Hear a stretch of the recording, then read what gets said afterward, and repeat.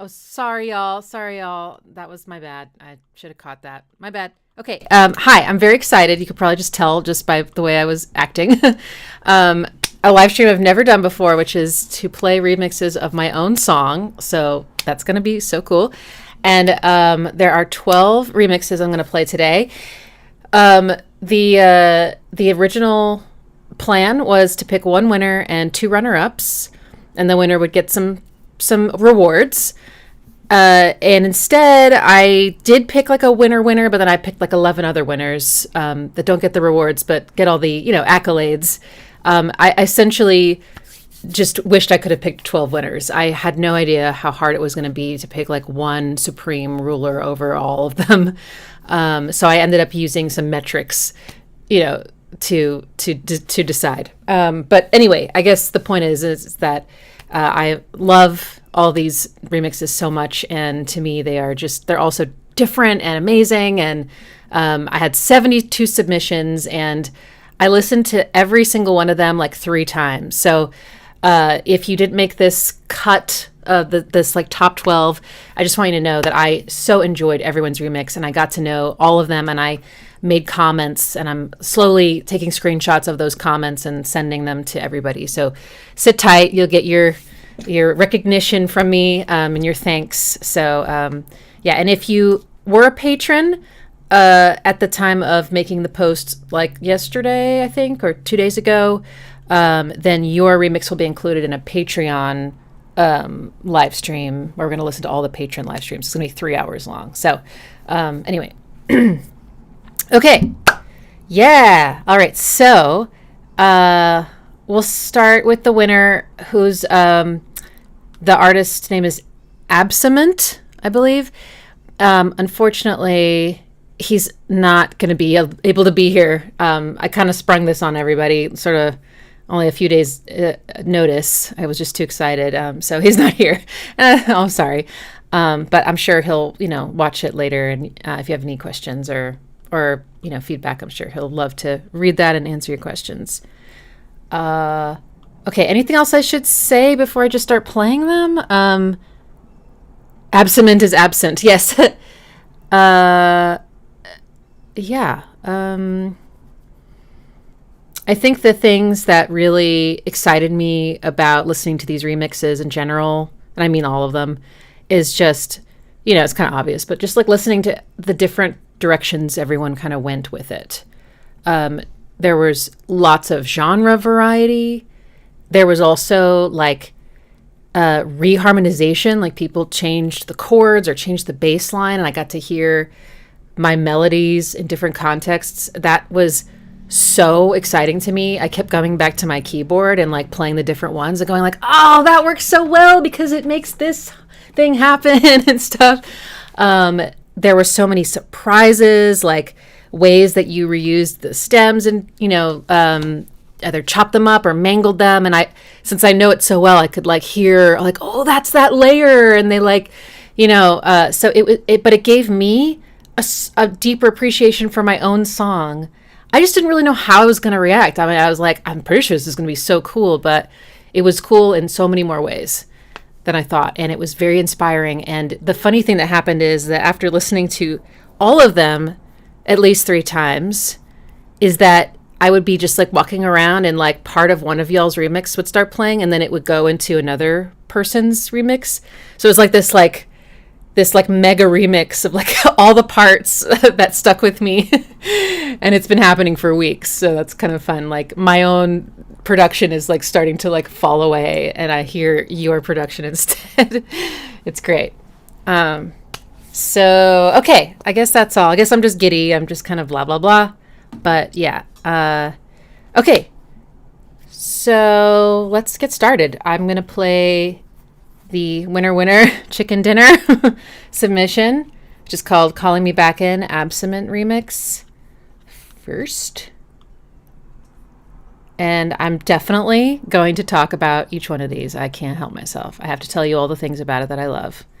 But I would love to hear from you in the chat what you dig about it. Just a reminder, and I'm sure that this doesn't really need to be said, but I'm going to say it anyway.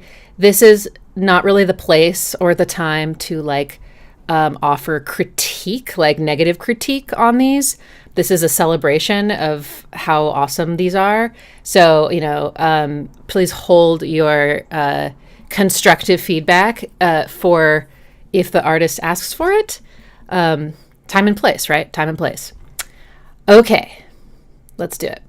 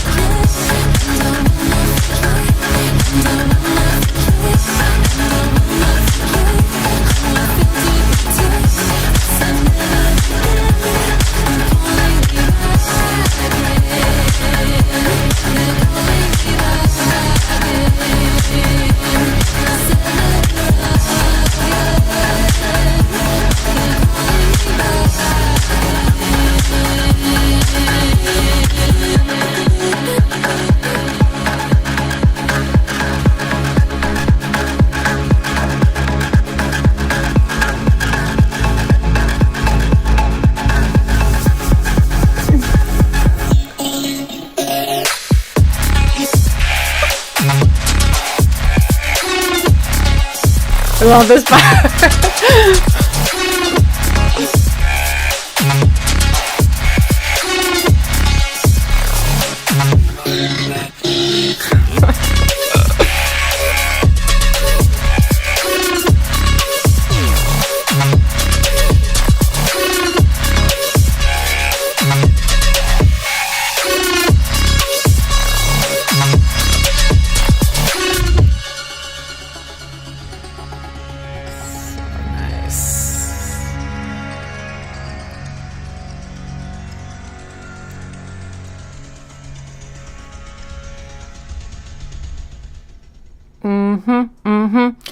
It's just, so many things. I mean, I think you all notice that it goes through this whole journey, you know? It feels almost like a narrative that you're following. I mean, I think music typically does tell a narrative, but it feels like a epic narrative or something, you know? Like so much that this protagonist like goes through or something in the process. And, you know, I love that even though things get, you know, pretty more aggressive, you know, as it builds and it culminates in that sort of halftime, like, you know, almost glitchy, trappy, like just, you know, delicious, swoopy bass lines, that it still breaks into something that feels reminiscent to the beginning, which is so much more cinematic and sort of like, it has this like magic to it. And I love the bookended kind of feeling.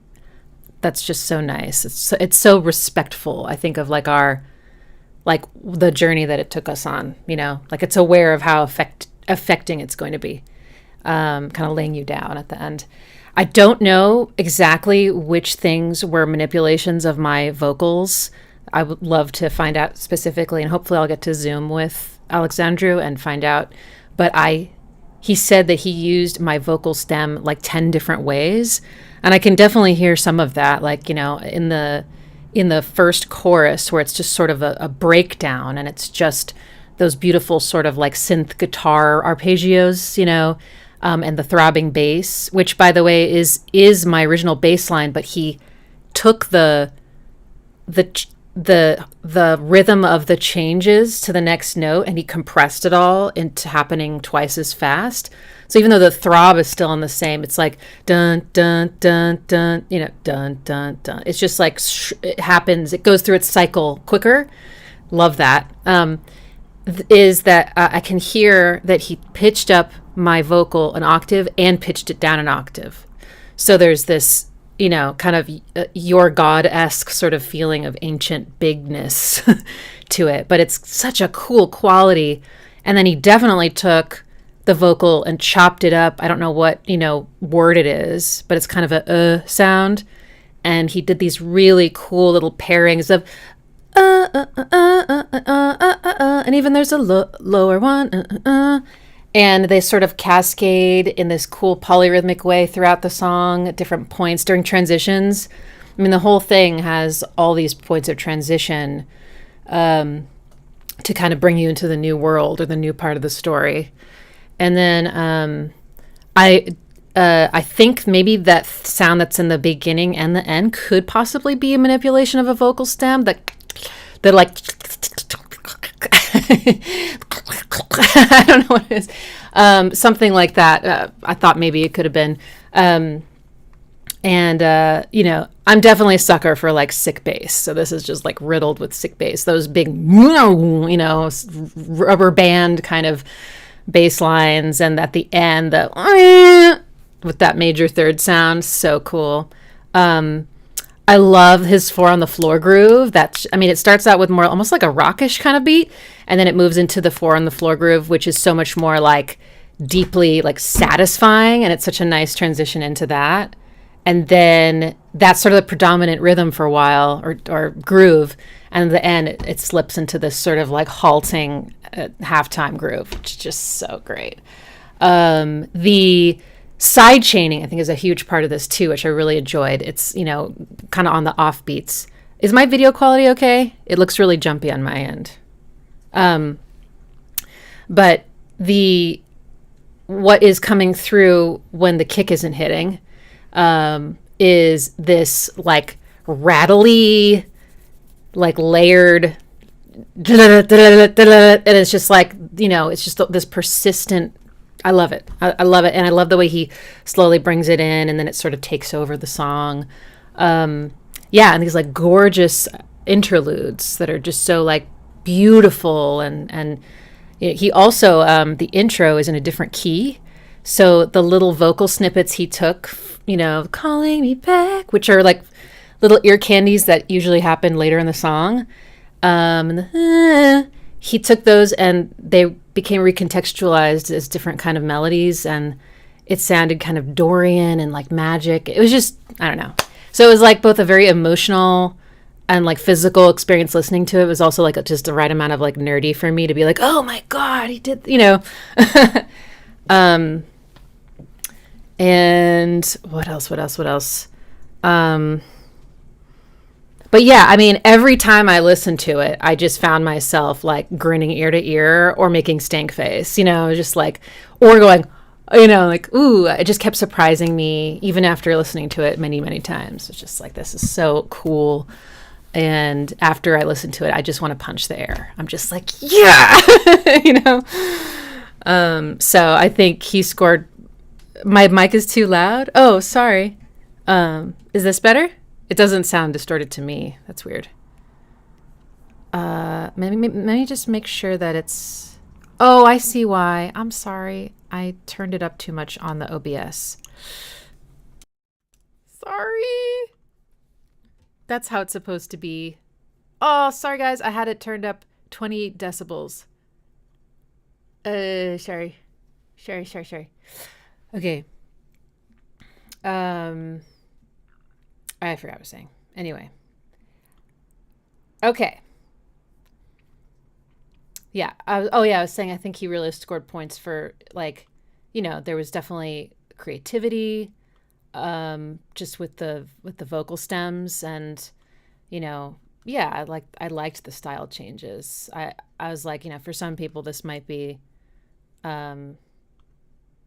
I don't know, like maybe not everyone would like how it changes style, but I like how it changed style with the drum groove. Yeah. It was a test to see if you're good producers, if you could detect the clipping. It's funny. Yeah. Yeah. And great transitions. And I think, when I listen to a piece of music, and I've talked about this before, like the way the song moves forward in time keeps your interest and pulls the energy up and down is very important to me. So, if a song keeps my interest and the energy is always moving forward, even when things sort of break down, then it feels like a very, like organic thing to listen to. Like it's all flowing, like I'm flowing with it. There's no like stoppage. There's no like drop in momentum. There's no like, oh, now I'm not interested anymore. Now, transitions have a build of energy, and yeah, it's just like, so that's another thing I was listening for. And that one definitely like just kept me on my toes the whole time. So, cool. Well, I'm glad you enjoyed it. And, now we're going to move on to something very different. This is a, Jason Bradford's remix, which is, I mean, the way I would describe it is like, almost like if a perfect circle did my song, which is like a dream come true. I would say, though, the choruses are more like maybe prog, maybe even a little metal. But like the verses sound like a perfect circle. And I was just like, oh my God, my heart. Yeah, so cool. So here's Calling Me Back In, Jason Bradford remix. Sorry, that didn't work out well. But they're calling me back in. Show your shiny skin. Steal the light within. Fuel your engine with my thriving shame.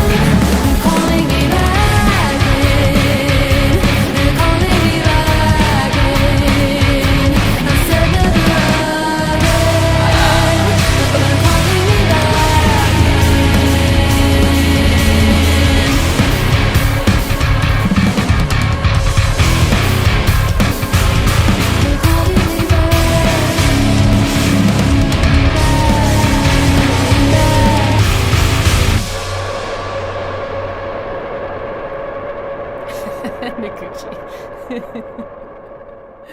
I mean, flawless production, just like in every way up and down. Incredible guitar work, gorgeous, like just so tasteful, those choices, and the climax is so cool. Like I was not expecting him to take it, because he changed up the groove for that last chorus to like a 4 on the floor, and then the snare on every other one or so, and then calling me back again, he's like, goes into this dun dun dun dun dun dun dun, and then the again dun dun, the chromatic thing. Like it was just so, I was just like whoa. But yeah, like it goes between like stank face and just like gorgeous. Like the reharmonization he did on the verses was like so beautiful. I almost cried. I was like, oh my god. The guitar lines, those like clean but delayed, guitar lines, very APC, was just like, oh my god, so beautiful. And that syncopated, chuggy, genty rhythm like haunts me. Like I hear it all the time. Like it's just stuck in there. I'll just be going to the grocery store like John. It's so good. Yeah, it was great. And then the drum programming, I'm assuming it's programmed. If it's not, I mean, it's perfect. I mean, but it sounds great. Just like really, really well done programmed drums. Like, but yeah, if I'm wrong, Jason, tell me. I don't know if he's here. He probably would have said something by now, maybe. Great fills, like super tasteful switch ups, it was just great. It was just so good. Man, yeah. And it made me think. I was like, oh my god, like Jason and I should do this live. We should get a whole band together. And how would I sing it differently against an actual like rock setting, because it certainly wouldn't be going, calling me back. See the chug. It's like the syncopation is so hooky. It sticks with you. You're not going to remember like da da, but you're going to remember dun dun dun dun. I mean, those are like, what offbeats are those? Dun dun dun dun.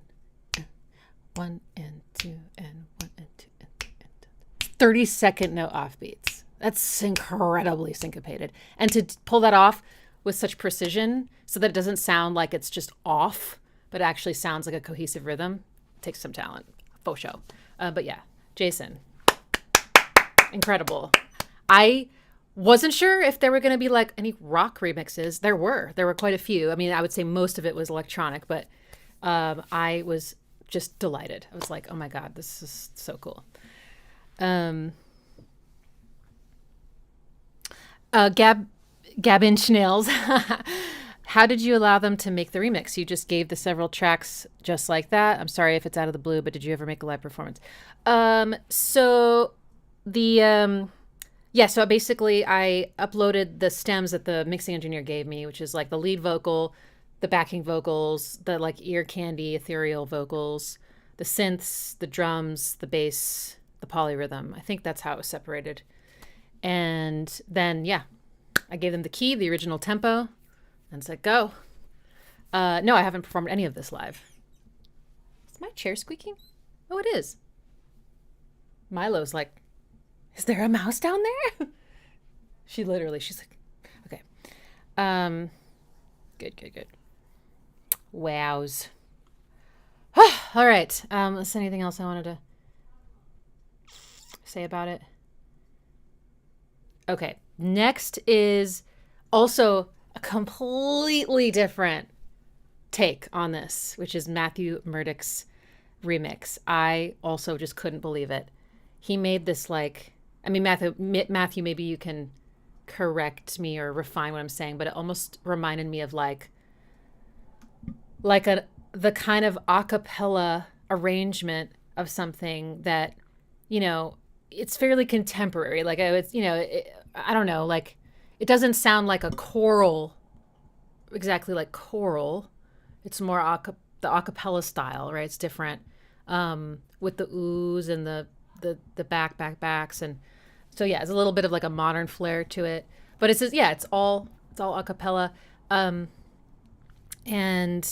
I just was stunned by the harmonies. Oh my gosh, just so beautiful. I mean, clearly Matthew is like stacking, very rich, big chords, but none of it felt like too much or like at the expense of the song. Like it was all in support of the beauty of the song. So like richness with just the right amount of taste. You know what I mean? Like tasteful, beautiful, rich harmonies. And the movement in the chorus is so cool. It's that kind of polyrhythm feeling again. And when you first hear it, you'll hear like the intro, you wouldn't know that it was this remix until I start singing. And there's sort of this, but later on you'll hear what the intro really means to the song later. I love that kind of like foreshadowing. So that when you listen to it again, you go, oh, now I know what that is or where that came from. So anyway, without further ado, sorry, I know, I'm just excited. This is Matthew Murdick's remix, the a cappella mix.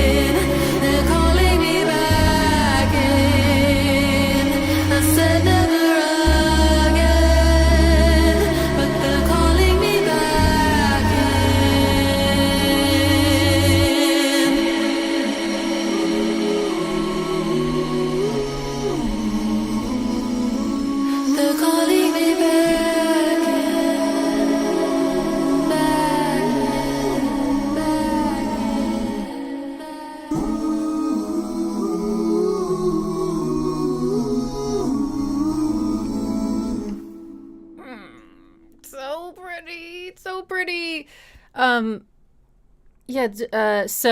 Matt, when he emailed me, said something like, "I used your favorite, the flat six. I hope that scored me points for sure." I mean, I did not discriminate.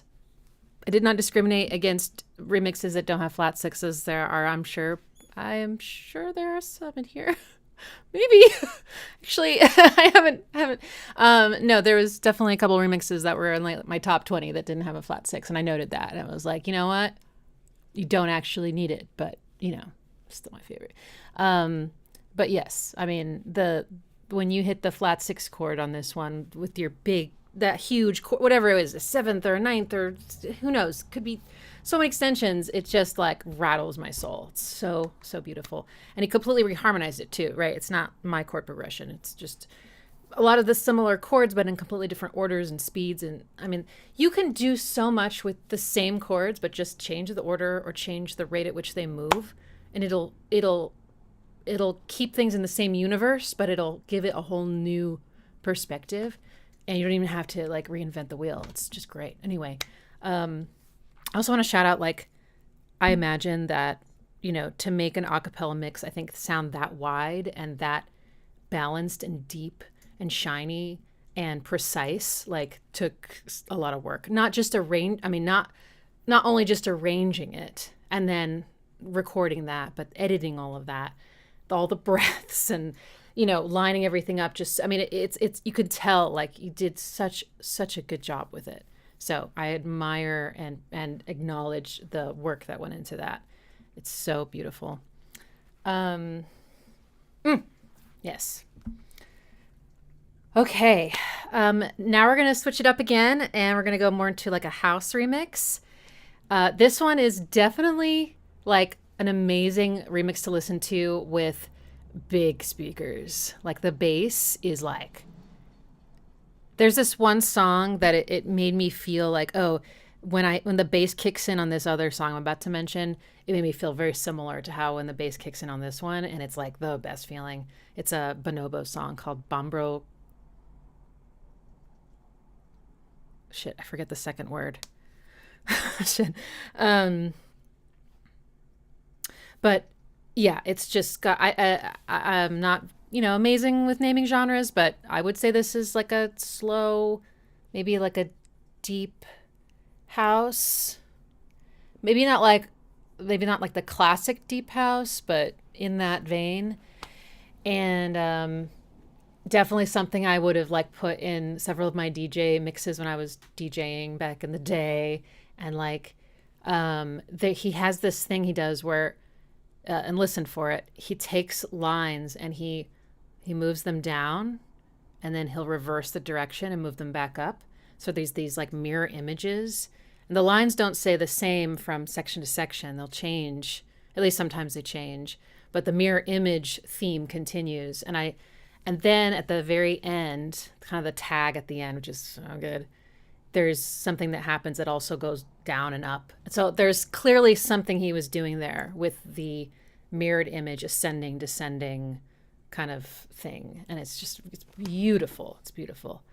Yeah. So one thing I've just realized I haven't been talking about very much when I've been listening to these, and I don't know why. I got caught up in the details of all the little production things, but each one of these is going to bring out like different sides of the emotional qualities that I feel like I put into it, so like,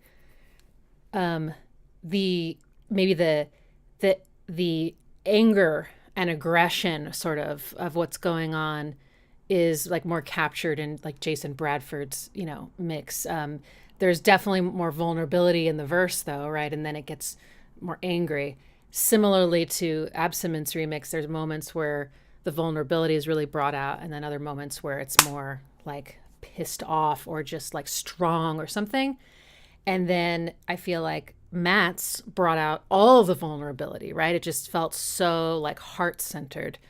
And then, this one there's like these filaments of vulnerability, but then otherwise it kind of maybe like subdues the anger and the hard edges, right? It kind of rounds them out a little bit more, in my opinion. But I'm curious to how you hear it. But okay, so this is by Oskar Baeten. I think that's how you say it. So Calling Me Back In, Oskar Baeten remix.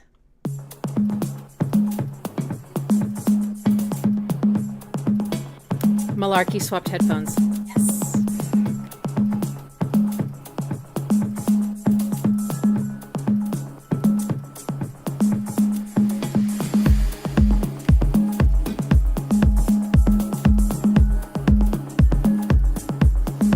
Here's little tinkly bells. Turn this one up.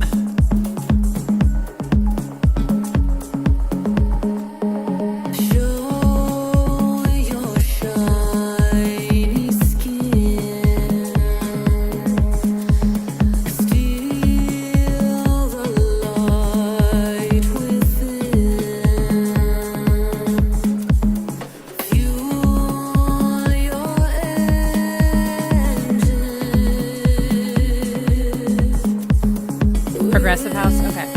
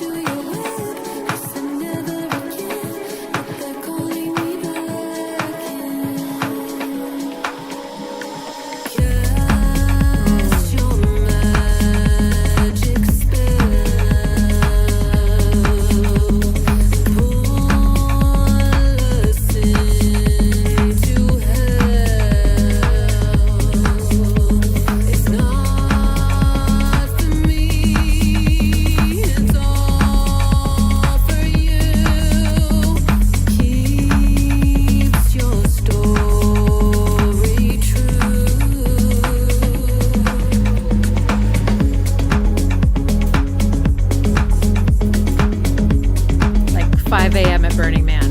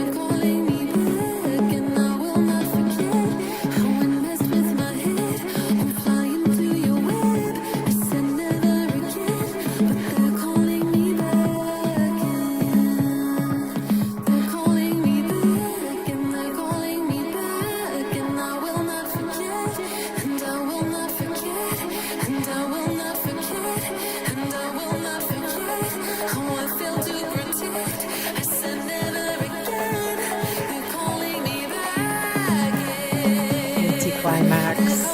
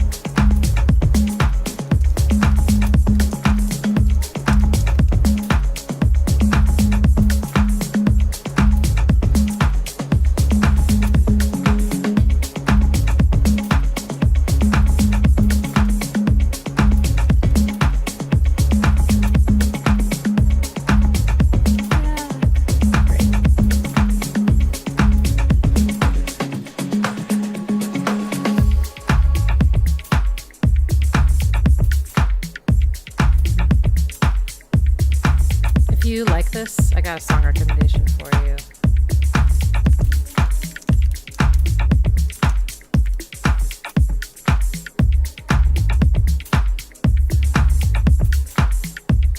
Just beautiful, subtle use of those background layers.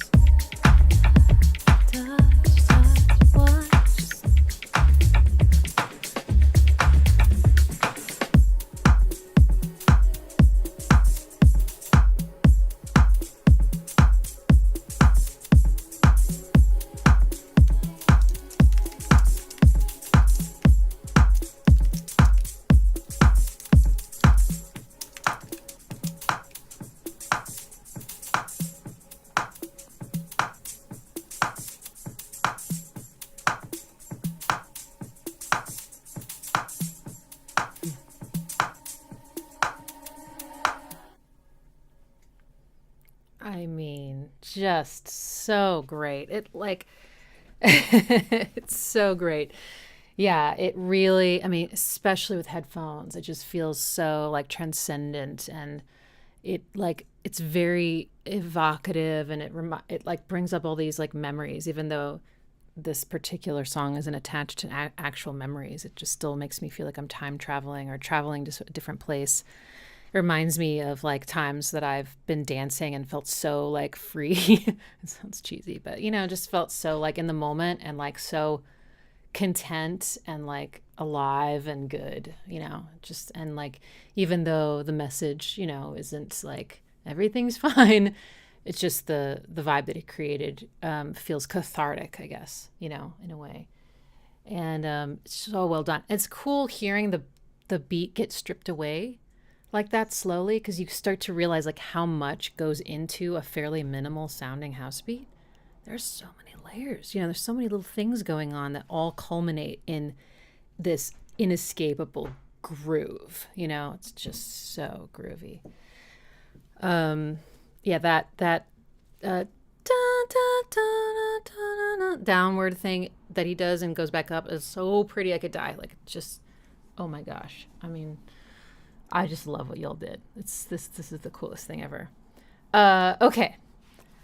So thank you, Oskar. And next, different direction. This is the Ground to Dust remix. And if I remember correctly, this one it's got this like driving cinematic vibe the whole time. It also has some guitar work, right? No, wait. That might be. There's a few where the names, like the name of the remix sort of like sounds similar in my head. And so the way they sound also kind of, I mean, they sound different, but like, yeah, my mind is like sometimes mixing up the names with so let's just listen to it. I think this is the cinematic one, but this one has, if so, this one has a sense of urgency. It's so palpable and suspenseful. And the drums are sick. I want to know how, Ground to Dust, I want to know how you did those drums. Teach me your ways. They're just, Yeah, and this one has a big climax, which is so, yeah, it's very exciting. Okay, here we go. So Ground to Dust. Yeah.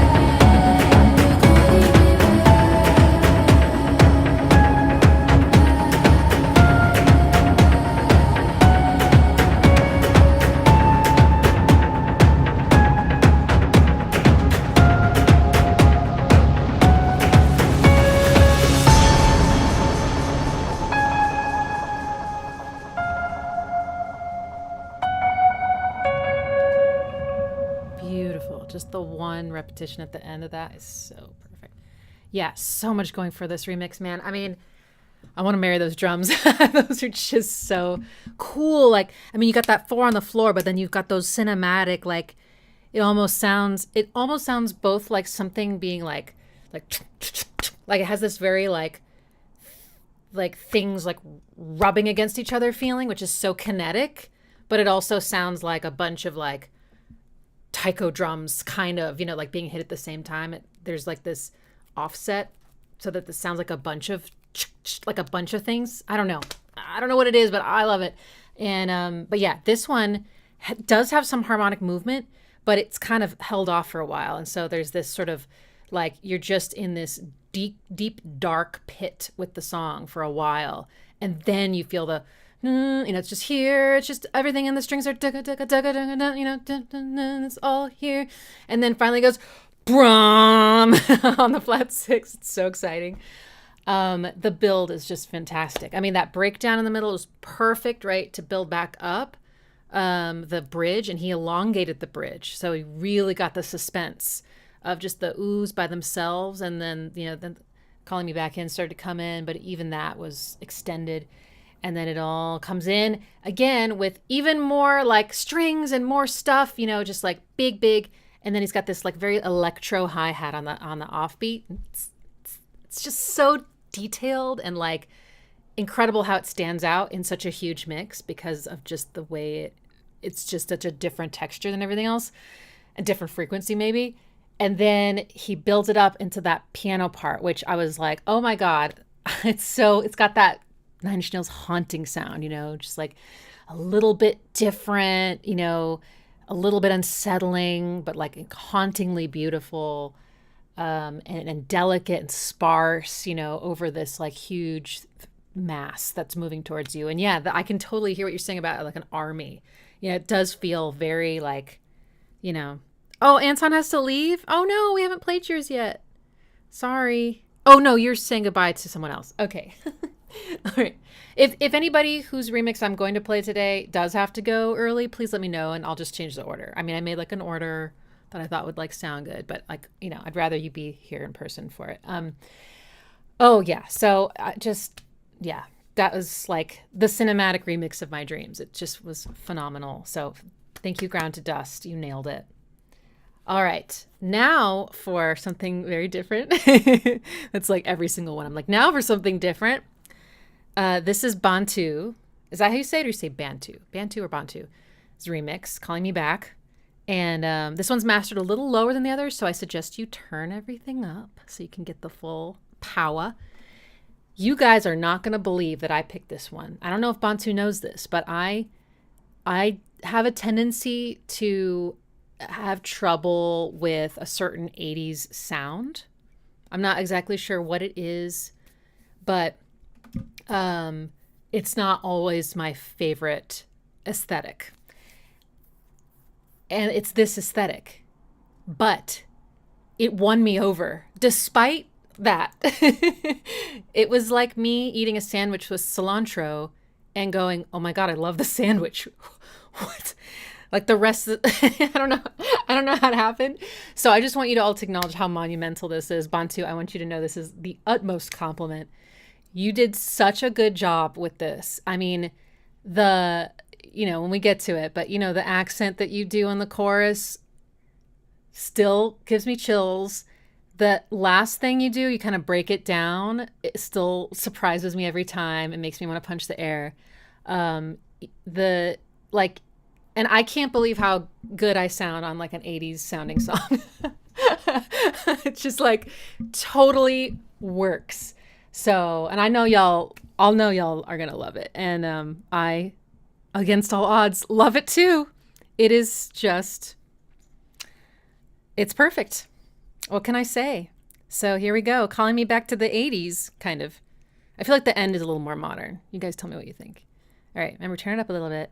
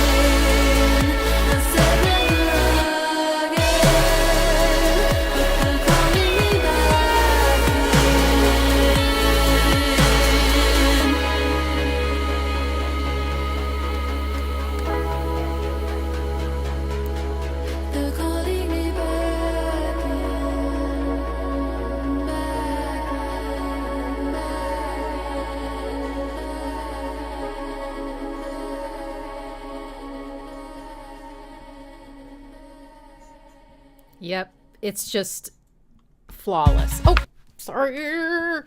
I didn't stop it soon enough. Yeah, like, you just nailed what you were trying to do. You nailed it. 1,000%. And even though it wasn't like my favorite genre, I could hear it right away. I was like, "Oh fuck, this is like so well done." And then of course I kept listening to it and I was like, "Oh my god, I love it." So, yeah. I love the reharmonization, and it gave.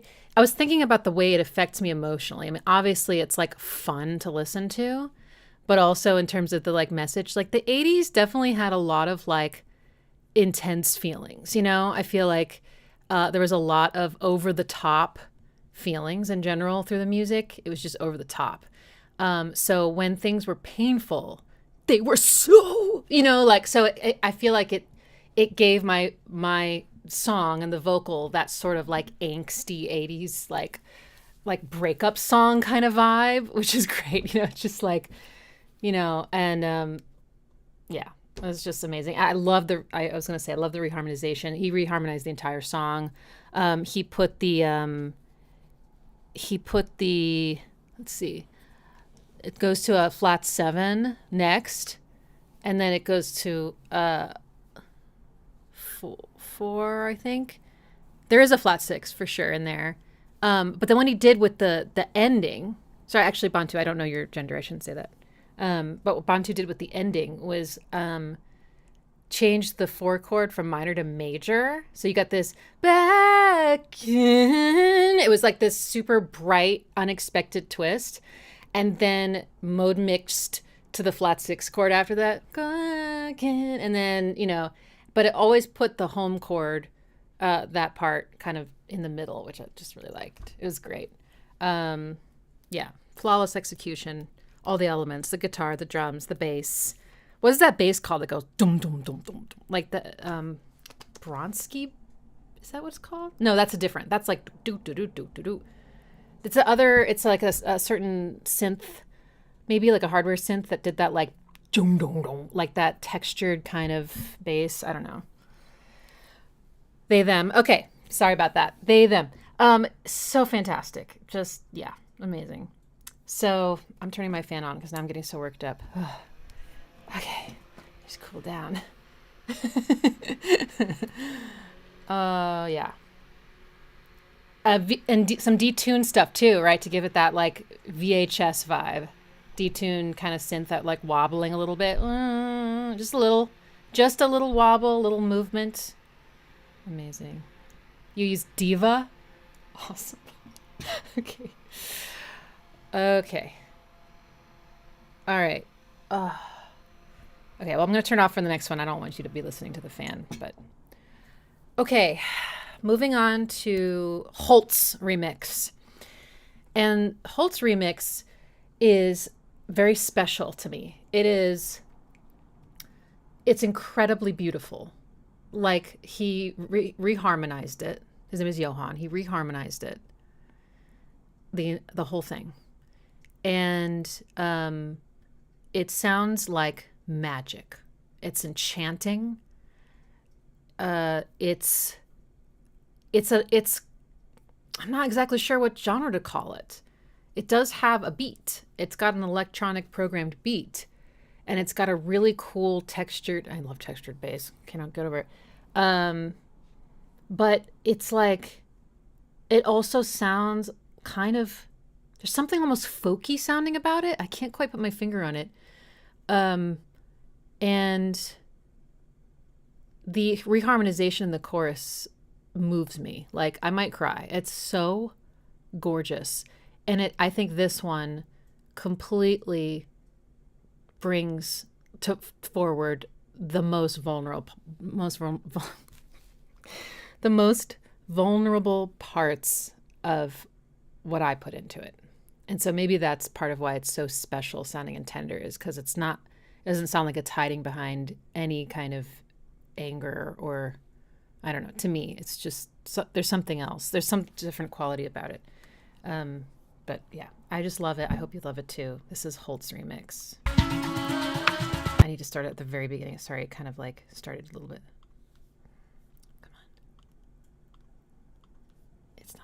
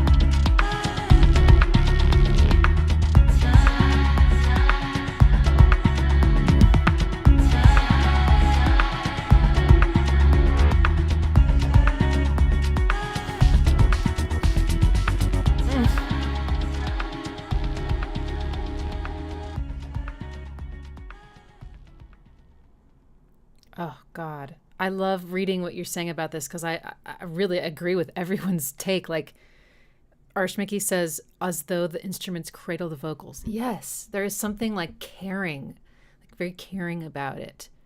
And the spiritual chant comment, Nomadic Records, yes, there is something spiritual and chant-like about it. That's so true. And someone said, I see a wicker thing on fire. Yeah, there's like a ritualistic tone to it. And I love how it feels like at any moment it's going to explode into something, but it never does. It's restrained in a certain way, but it knows that. And so it's like it'll start to open and then it'll like pull back. So there's this amazing, I don't know what, because sometimes a production might like miss the mark in that way, where it sounds like it's about to, something's going to happen, but it never does. And it's sort of like a letdown. This is like the opposite. It's sort of like there's like an undulation or something. And when it feels that it's gonna drop and it doesn't, it's like almost a relief. I don't know. It's just like it puts me in this zone. It's almost more like meditative, and that guitar kind of just it's just there, da, da, da, with the delay, da, da, da, da, da. It's kind of always there. And even when the chorus, when the notes do change, it's still, that vibe is still going. Actually, maybe it is going on the entire time. I'm not sure. If that's true, there's another guitar that comes in that's doing a little more sparkly high notes to kind of accentuate the reharmonization, which do you know what I mean? It's just so gorgeous. And it's that one chord. It's the last chord in the progression. He says like the da, da, da. And it's not till the second chorus that he allows you to know that the chord is major, because the guitar is telling you. It's not the voice, it's not the bass, it's the guitar filling in the quality of the chord. The first time around, it's like abstinent from that. And then the second time, it's like, here, I'll give it to you. And I'm like, and then it keeps happening. And it's just, I don't know. I just like, this one just haunted me. I couldn't wait to listen to it. And Johan couldn't be nicer. And just love it. And the bass. Oh yeah. And the textured bass, just sort of persistent, but not drawing too much attention to itself, right? It's like so supportive. You can really hear it in the chorus. But in the verse, it's kind of just, and sometimes it goes, wow. And then it'll go, and it had these little detailed things he did with the drums, where he's like, sometimes, just so many little details. The most minimal drum beat, it's so gorgeous. I love drum beats like that. I've always wanted to know how to make that, and I've never quite, like the closest I got was Siberia. And then I released it, and someone was like, I think your snare should be louder. And I was like, oh, God. I was trying to go for like a gentle. There's something about the sounds he used. They'd sound like little, I don't know. They cut through, and yet they're so submissive. I don't know. It's just beautiful. So Wholtz, thank you for making this. I'm going to cherish this one forever. All right. Now we're going to move on to Wolmar's remix. Wolmar did a rock remix as well. It's definitely going to sound different, though, than the Jason Bradford rock remix. Different genre of rock. You guys will probably have to tell me what it is, but it does remind me a little. It's still got that. It's like slow and groovy, but maybe a little more towards grungy. I don't want to like regret saying that, but and I love what Wolmar did with the reharmonization. Completely reharmed it, even went so far as to sometimes making the home chord major, which is tough to do because my vocal in the chorus is so heavily minor, and so it got a little bit of a blues vibe when they sort of like interact. And then at the end, he does this climax with the "calling me back" in part. It's so epic, and it builds and builds, and he even added his own vocal to kind of like play off of mine. And I couldn't, I just kept coming back and back and back to it. By the way, all of this was done blind. The first time I listened to everything, I just listened to it while I was doing other things. I didn't know whose was whose. I just wanted to hear everything. And then it was the second time I went back in and actually was looking at titles and starting to like, categorize things a bit. And, when I saw it was Wolmar's, I wasn't surprised because Wolmar is one of my patrons, and he submits musical challenges every month. And I just love what he does so much. I love his artistic mind. I love the way he executes things. And, I'm just so excited that we, got to collaborate essentially on something. So, also, Wolmar wrote and played the guitar part, the sort of like arpeggiated guitar part on Silver Screening. So that's him playing. So I guess we actually have collaborated before, but this felt like almost like a bigger collab. Okay, here is Wolmar's remix.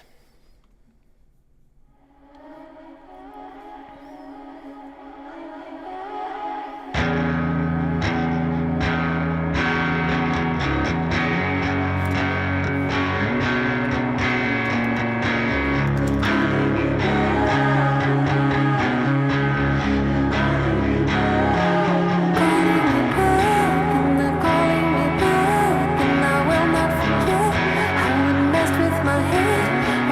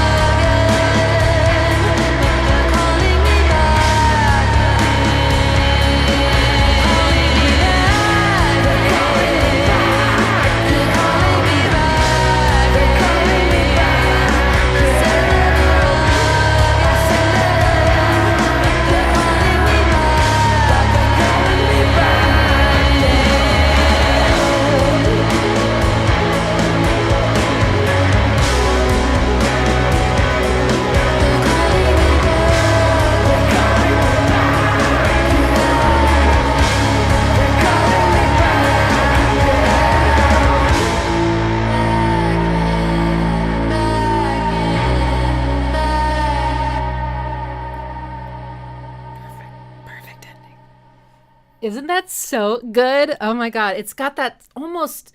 So grungy wasn't a. Let me rephrase that. Grungy was an okay word to use for that, right? It's kind of grungy, trudgy, right? Really, really pulling you down, like the way Stone Temple Pilots will like pull you into the ground with their tempo, just like.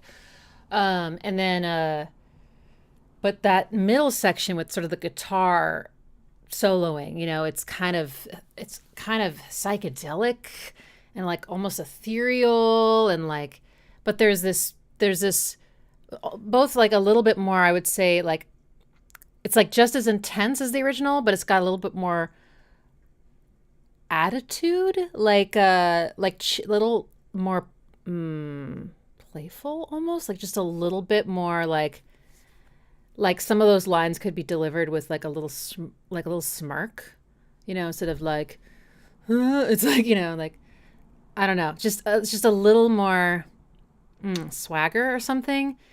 And then that climax, just I love that so much. He finally hits that flat six. Flat six deprivation is an intense drug. And then the way it just kind of builds up and falls down, and the way he echoes my voice, like, and even listening to this one gave me like an idea of like, oh, how would I remix my own song? And I was like, it just like it inspired me. It really got like juices flowing. So yeah, this is such a great remix. Thank you, Wolmar. Okay. So I just realized that I actually want to do like an honorable mention. So we're going to do 13 today. There's just another one that I really want you to hear. Okay, so our next remix is Calling Me Back In, Diljeet Singh remix. Diljeet and I have been emailing, also couldn't be nicer, just such a great person. And I had questions for Diljeet. I wanted to know what was the sound I was hearing in. So what he did is he took my vocal chorus and made it the pre-chorus. At least that's how I hear it. And then made an instrumental chorus. It is such a great remix move. It works so well. And so his instrumental chorus uses an instrument. And I was like, I literally don't know what that is. I've heard it before, but like it sounds exotic to my ears.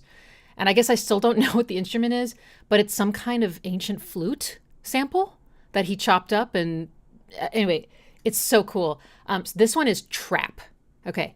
I love trap. If you're not a trap person, please just listen to it with an open mind, because I think it's so beautifully done. When I was DJing, like I was like, this kind of melodic trap was my jam for a while. Drulu is a, where are they from? I think they're Scandinavian or something. And also Axel Thesleff is another great example. So I told him, I was like, this reminds me of them. And he was like, oh my God, thank you so much. Axel is like, he's incredible. So for me, this was almost like a dream come true to hear like my voice on a track like that I used to like listen to all the time when I was like traveling. Like I have all these memories of being on road trips, being in Hawaii, listening to this kind of music. So it just made it feel so real. And I just think he did an incredible job with it. Also captures tenderness and really, I think, did a good job with the emotion of the song. So here we go.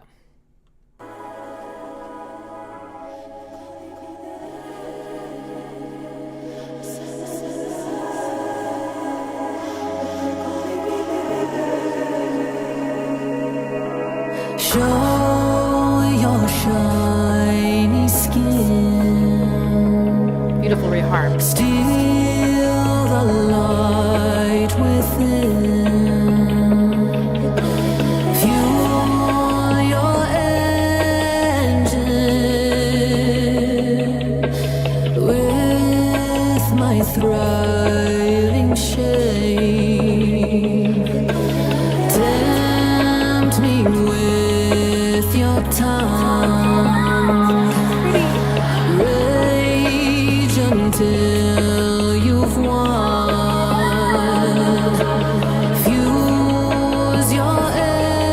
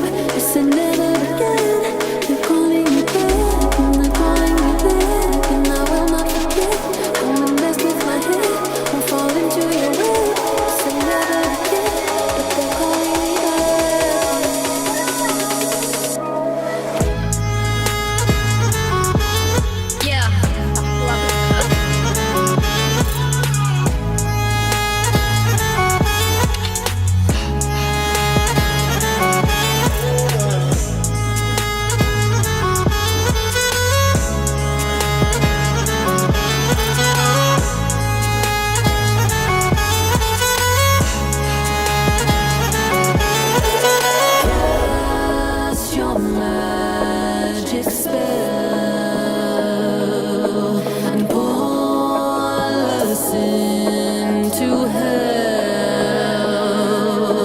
It's not for me, it's all for you. Keeps your story true.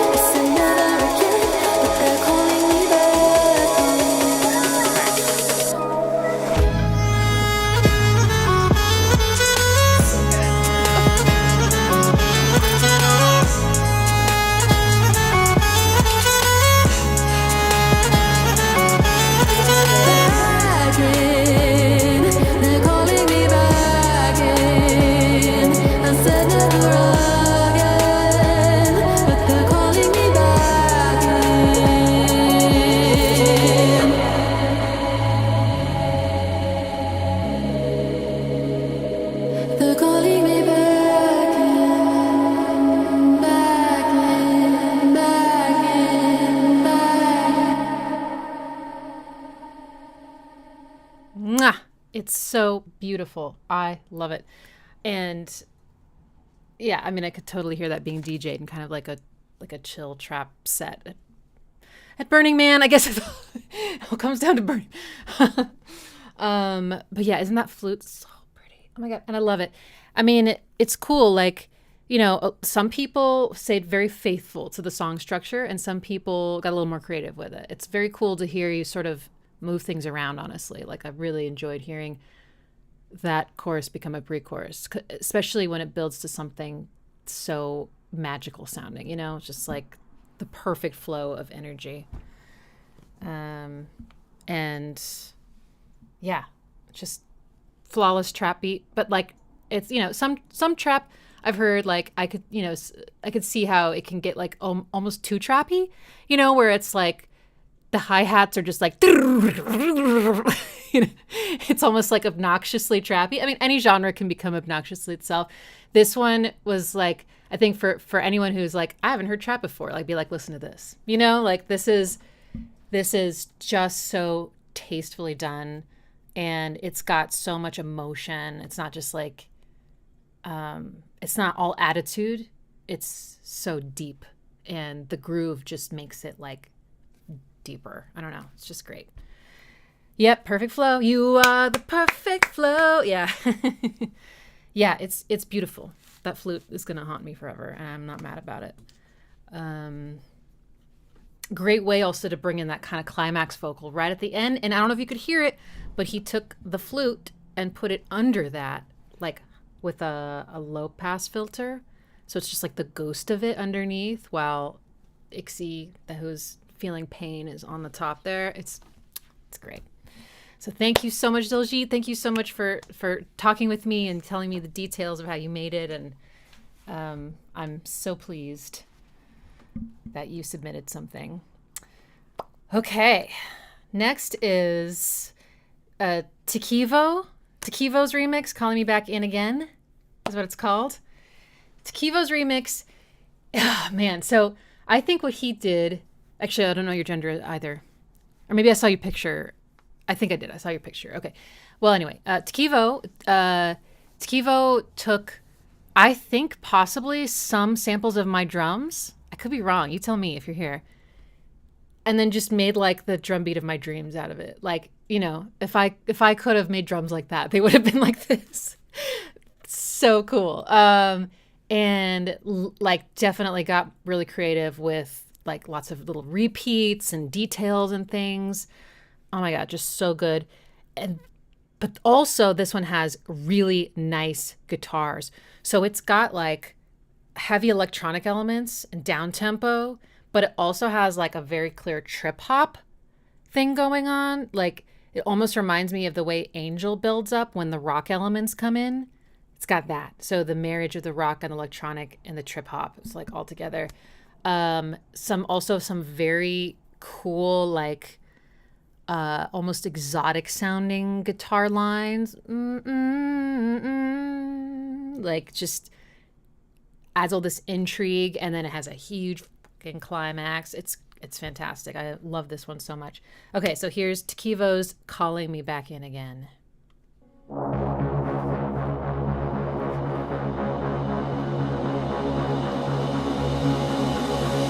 Show your shiny skin, steal the light within, fuel your engine with my thriving Shay.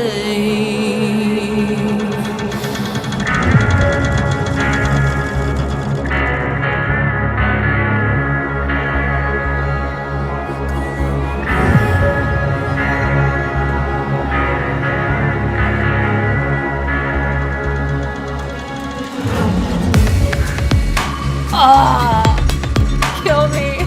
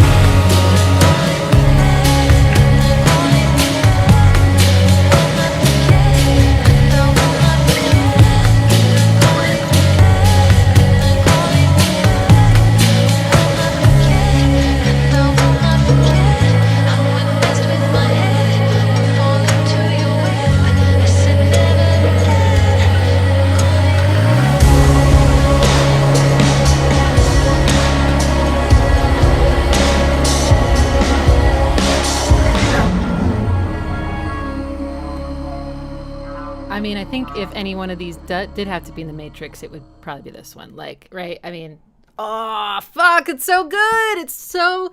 And it, I forgot to mention before we listened to it, but you heard it anyway, that breakdown. Every time it happens, I'm like, oh my God, the breakdown's going to happen. That's so cool. Because, this is a big mix, right? Like, I imagine there's a lot of layers, and it sounds like it breathes fire. It's huge. And then all of a sudden it goes, calling me back. And he did a low pass filter on my voice too. So it's kind of shrouded and also pitched. There's an octave pitched down as well, layered, in octaves. And it turned, I don't know, maybe it's taking off the high frequencies. But what I love about it took arguably the hardest, like emotionally hardest part of the vocal is the calling me back in, where I was like far away from the mic, like kind of singing my heart out there, and turned it into this sort of like lost sounding vocal. Like it even softened the S. I know this is such a weird detail, but the way it makes the S sound gives me chills. The S on I said. It's like I said, I don't know. It just it changed the vocal delivery somehow, and I'm like, oh my God, I love it so much. And the bass line that goes with it, that those two notes, it's very angular sounding. And then he brings it back in later at the very, very end after the huge climax. But whoa, that climax, y'all, right? So many drum layers and the guitars, and then. And I don't know, Tkivo, if this was intentional or subliminal or a complete coincidence, but I have the same kind of accent in the bridge of Your God, the 1, 2, the thing, and which I was inspired by Nine Inch Nails even deeper for that. The boom. So at least for me, I was like, oh my God, it's like another tie-in. But you don't expect that because the bass cuts out and then all of a sudden it's bam, and he does it 4 times, and the last time it's even bigger. So anyway, incredible use of energy here. I just feel like he knew what he was doing. Even the beginning with that sort of tantalizing dun, dun, dun, dun, and then the and then the beat, like, I don't know, just so many touches and transitions, and it's so well crafted.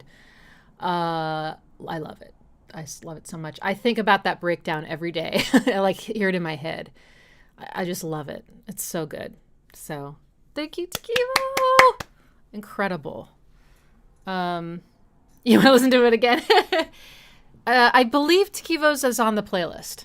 So until I figure out if we're going to do like a remix album, I've never done that before either. And like right now I kind of need to focus on some other things, but it's definitely like on my list of things to consider for sure. I mean, that would be so cool to do that, to officially release. But I kind of want to like maybe talk to people about, I want to make sure all the masters sound cohesive with each other, at least levels wise. And there's some variation. So there's some stuff we would need to figure out, and then just figuring out how to share rights and all that not fun stuff. But, and the cover artwork and, release it's going to be a thing if we do it. So just, as always, be patient with me and my one-woman show over here. But yeah. Okay. All right. Next up is one that I just could not get away from because an Ordinary Annihilation, which I hope he's still on the chat here, this was possibly the most creative use of my vocal. And I just have to give points for that. Like, I just kept hearing this cascading arpeggio of Ixie vocal samples. You'll hear it. And I also couldn't stop thinking about, there's this one, so he reharmonized the song and it gave it a much gentler tone. Like a very sad tone. I feel like this one, I think I put in the description, like this one wants you to hurt with it. It's just like really tragic sounding. But there's one chord that he does, I think I forget what part it is. I'll wave at you when it happens. But he did this one minor chord that just like pulled at my heartstrings so hard every time. I was like, I need this chord in my life. I need this moment. Like was just so beautiful. And I also love what happens. The song changes at some point and it starts to get kind of aggressive. It's still not going to be like fire breathing aggressive, but you'll hear it. It becomes a more like industrial, distorted sort of cry for help. I don't know. It's just really great. It's fantastic. So here's Calling Me Back In, Ordinary Annihilation remix.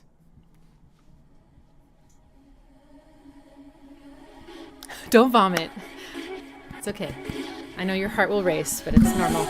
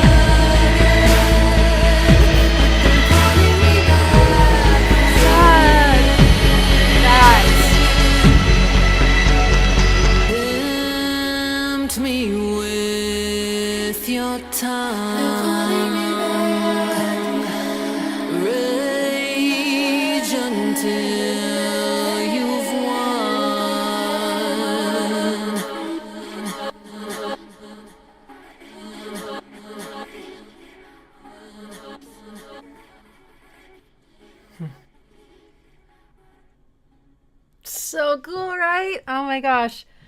Yeah. Apparently there's a whole backstory, says Anton. So yeah, I mean, feel free to.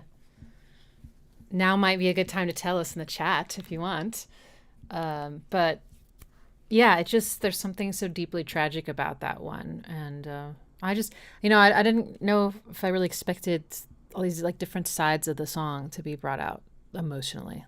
I don't know why I didn't expect that, but it's just cool. I love changing contexts, within one song, within a project. Just gives you a new perspective, a deeper appreciation, a different experience. It's just so rich and deep. And yeah, that break though with the distorted vocal, oh, I look forward to that every time.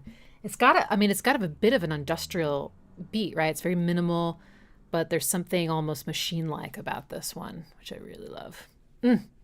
Yeah. Okay, so the last of my top 12, and then we'll do a runner-up, is Calling Me Back In, Darker Than Black remix. This one is one of the few that was taken out of the original key, meaning it's like pitched down. The whole thing is pitched down. So my vocal is deeper. And it is like 2001 trance anthem. And I think it's a great remix. And I also know that there's some nostalgia going on for me because I was really into like this kind of trance and also into like progressive trance. I was into lots of kinds of trance. I was just a trance head in 2001. I was also producing trance music like constantly. It was my world. So this one just made me smile so big. I was like, oh my God, I'm in one of those songs, And, but he also just like nailed it. Like for the genre, he just like, and it was funny. I was just listening. I was just listening to PPK's Resurrection. If you don't know that one, just look it up and play it. You'll recognize it. I think it was a big hit. It's a Russian group, PPK, and when it's the radio edit like goes right into the beat pretty much right away, and I'm like, oh my God, it's like that. It's that level of trance banger. And it's just so good. There's a whole breakdown with the big synth pads, and it's so epic. And this one is, I would say, mastered loudest, though, and it's very punchy. So if you have sensitive ears like me, you might want to preemptively turn down and then adjust from there. So I'm going to do that myself. Okay? All right. So here is Calling Me Back In, Darker Than Black remix.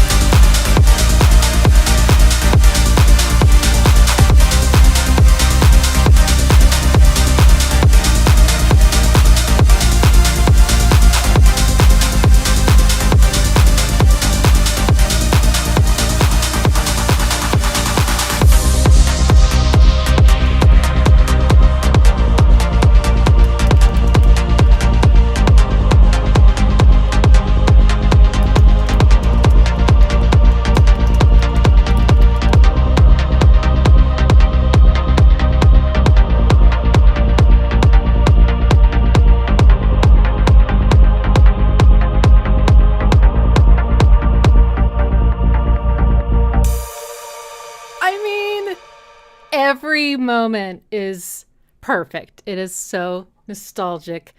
He just took the best of that kind of trance and that's just great.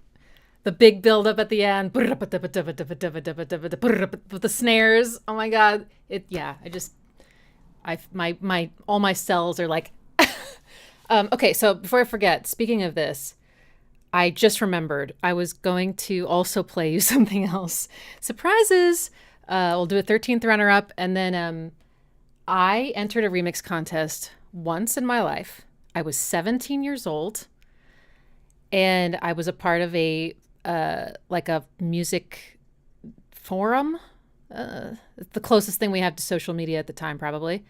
And we were, I guess it was through our software, Acid Pro. It was called Acid Planet. Was anybody on Acid Planet? Anyway, I got on there when I was 16, and I would upload every track I made, and had a whole little community there. It was like, and I made a friend. I believe his name was Bob Vickery, and I've been trying to find him for like 20 something years, trying to find this guy. But he did a remix contest. He did trance, and but he did a remix contest where he made this kind of more like singer-songwriter-y song called Light on the Surface. And I can't remember all the details now, but I remixed it into like a melodic trance song. I won the contest, and he mailed me 3 melodic trance compilations from the UK. It was so exciting. Anyway, I just found his original song and my remix, and I thought it would be fun in the spirit of remixes to play you something that I remixed and how I took what he did and changed it. At least I think that sounds fun. So we're going to do that too. So technically the stream has gone overtime, but I don't care. It's my stream and I ate a nice big lunch, so I'm doing okay. All right, so I would like to play you this runner-up. This was like one of those where I was like, oh. This is Calling Me Back, the Shay remix, or Shay remix, Shay period remix. And this one is, I think, the only remix that features like breakbeats and is, heading in that direction. And I was so excited to hear that because I was really hoping someone would do that. I wanted to hear what Calling Me Back in with breakbeats would sound like. And it sounds amazing. So, it's really, really well done. So let's listen to Shay's, and we're going to call this actually an honorable mention. This is going to be our honorable mention. Calling Me Back, Shay remix. This is on the playlist, so you may have already heard it. Here we go.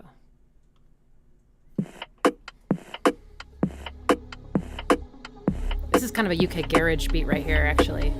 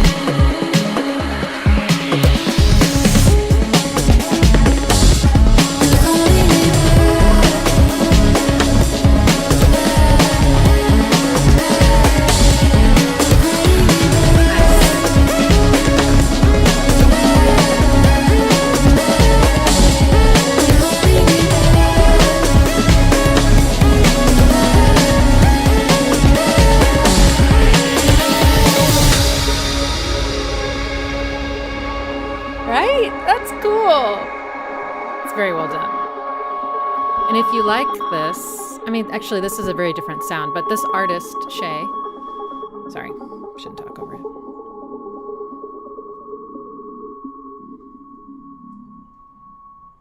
This artist also has a project called Shady Monk, and I have purchased a Shady Monk album, and it's really good. I think it was something about like bedroom or homework, or what's it called? I have to look it up. I got it on Bandcamp. Anyway, highly recommend looking up Shay, period, and Shady Monk. Great music. Okay. All right. So that's the end of this portion. I'm going to switch over to playing you a remix that I did when I was 17. And but I just want to thank everyone so much for submitting. It was obviously incredibly difficult to judge this contest. I don't know that part I like very much, or even just having a contest at all. I don't know how I feel about that, but anyway, we'll see what happens next. I need to decompress from this experience, but it was great, and I'm so inspired and so grateful, and just like so impressed, and thank you for deepening my own appreciation for my song. Like, that's so cool, and I hope you had a ton of fun no matter what happened. And yeah, if you're a patron and you want to hear some Patreon ones, Friday. So thank you. And now to play you just a little bonus. So reiteration, this was 2001. No, 2002. Sorry, I was 17. Yeah, 2002. And this is I'm going to play you a little bit, like the verse and chorus maybe of this song. And I hope it's okay with Bob Vickery, wherever he is. I think his artist name is Squiffy. I can't find him. I've even emailed a Squiffy Records to see if it was possibly him. I haven't heard back. I hope it's okay to play a little bit of this original song of his. And he actually produced in the same DAW that I did, Reason. So I actually had his Reason project. So listening to his original again, which I hadn't listened to literally in 20 something years, I realized, I actually took his pads, I took his clarinet, and I shifted it over and all this stuff. And I even took some of his drum beat and incorporated it. And I was like, oh my God, little Ixie, good job. Kind of working with the material. And it was so much fun to hear where it all came from. So let's listen to a little of the original. And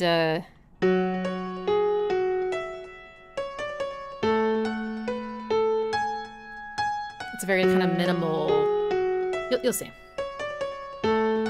Let the copyright strike find him. There's a door that never closes to a room where a girl composes. Tongue twisters on the concept of time. And the carpet is unrolling, on which we all are strolling. And a clock that my mother once sewn forgets to chime.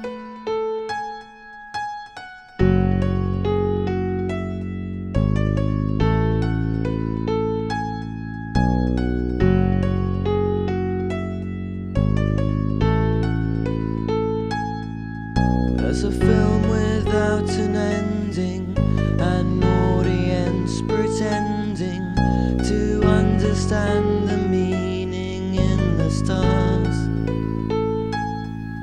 Perhaps it was her lover who's working undercover and leaves a calling card in people's hearts. Well, the situation vacant if you need to earn some bacon, or you just need something to do to pass the time.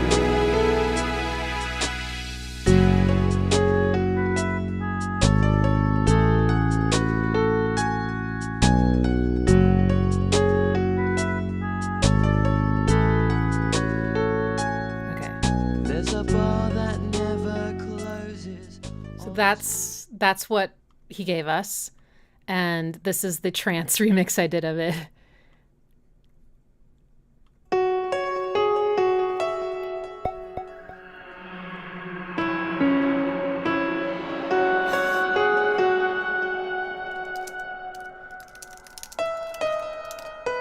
There's a door that never closes to a room where a girl composes.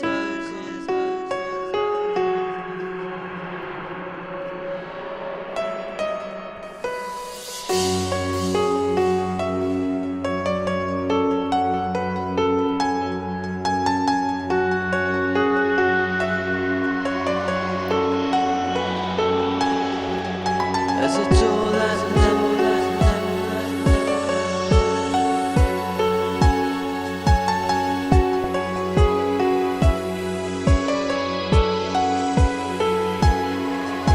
There's a door that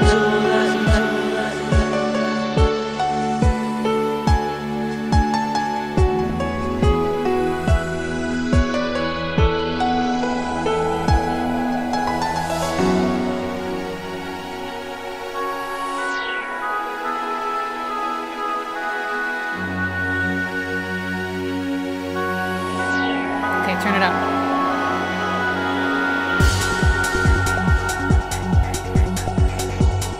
It's not mastered, so turn it up.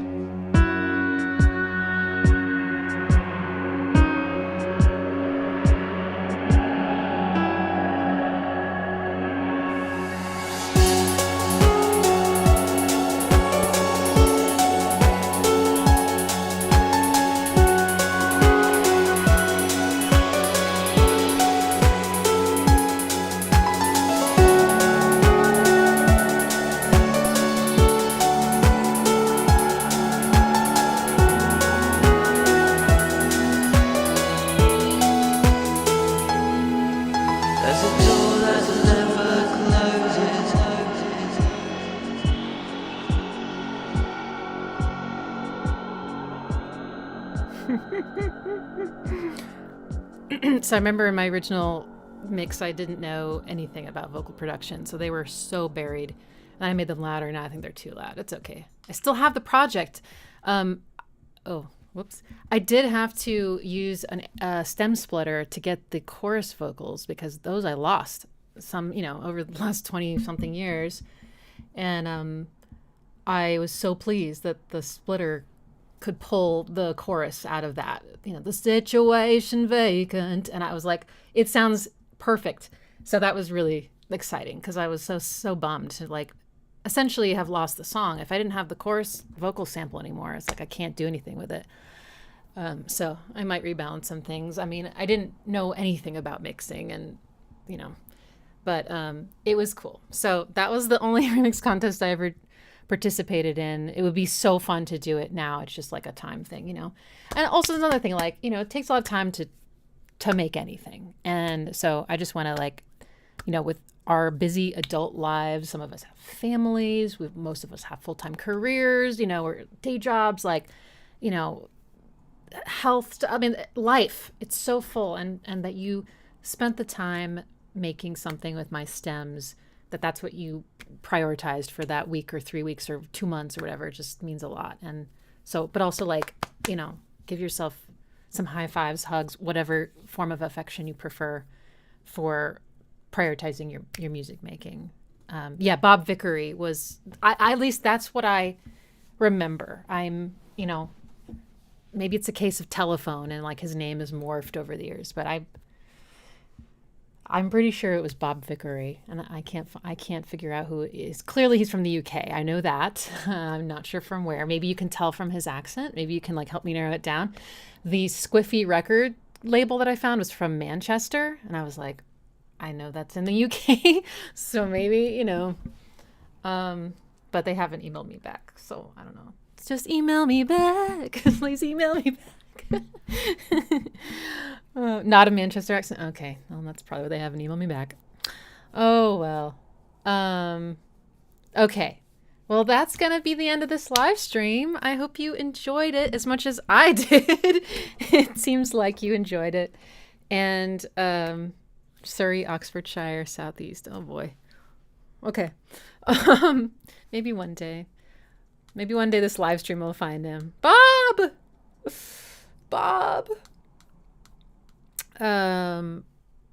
Beyond all expectation.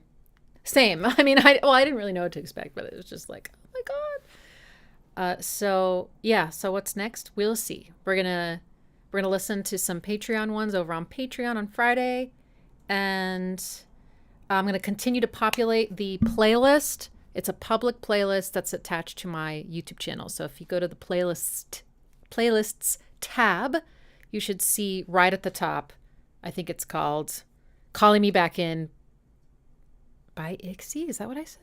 Okay, I don't need by. Calling Me Back In Ixie Remix Contest Submissions or something like that.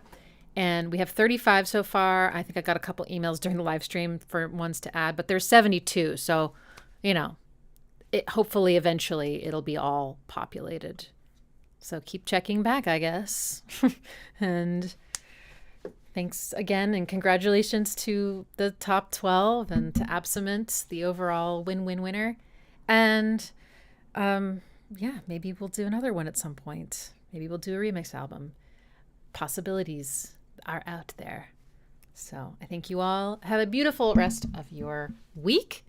I'll see some of you on Wednesday for the electronic music listening party, which, by the way, I had to move up to 11 a.m. instead of 12 p.m. because I need to take my mom to a medical procedure. So it'll be from 11 a.m. to 1 p.m. Okay? So hopefully you can still come. And then, 2015. Yeah, 2015, right? Yeah, it's on Sunday. Okay, bye, everybody. Thank you so much.